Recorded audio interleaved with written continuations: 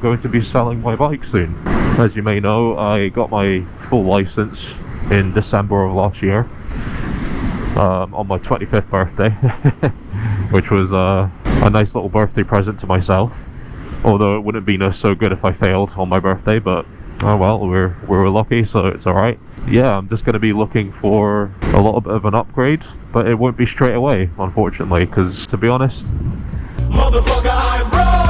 It ain't no dollars I commission. I'm broke. No need to alter your perception. I have other things to save for. I'm saving for a house.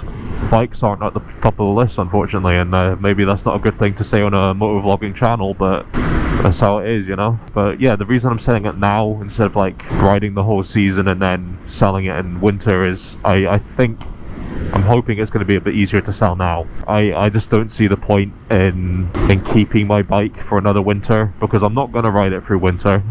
It's just going to lose its value even more. Well, the plate is actually 2019, but I actually got it right at the end of 2019, so it's 3 and a bit years old. 8,000 miles on it. Yeah, so I'm going to be trying to sell it for around 3,500 to 4,000. I think that's reasonable considering mileage, age, service history, to be honest. My plan is to next summer buy some sort of, you know, a fairly newish bike, probably second-hand still, or I'm going to be buying some sort of project bike for around £2,000 or something like that. Well, a running project bike, should I say. Not something that needs an engine swap or something.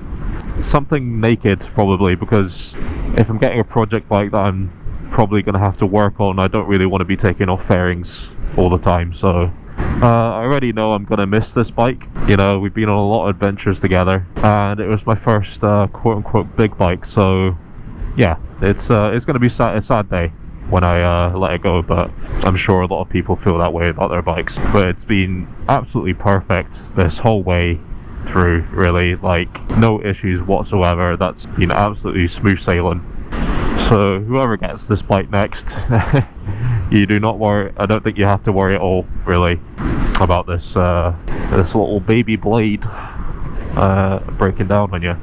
If it isn't a project bike, there was a couple of bikes I have in mind. Probably not a Gixxer, as beautiful as they are. Yeah, I was thinking maybe Africa Twin for the longer distance rides, maybe a little bit going off-road as well. I had the MT10 in mind, although I don't know if that bike's just going to kill me, because I've had enough near misses on this. I know the old saying, the bike only goes as fast as you want it to, but doesn't always slow down as fast as you want it to. So yeah, that's still an option though. I should say, just because I'm selling my bike doesn't mean there's not going to be any new videos, because the whole, basically, as soon as my bike, the whole of the next, oh fuck, what we doing here?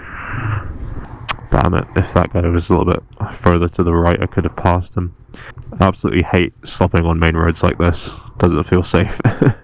Granted, I probably could have been in a better position behind that car there, so, you know, I'm not crushed between it if someone rear ends me. But as I was saying, just because I'm selling my bike doesn't mean I'm not going to be posting videos. Oh, so yeah, over the next 12 months really, going to be trying to test ride a bunch of different bikes. One, obviously, just to find out what I like before dropping another stupid amount of money on a bike. Two, you know, it's good for the content. Let me know what you guys think. Oh, it's Herbie.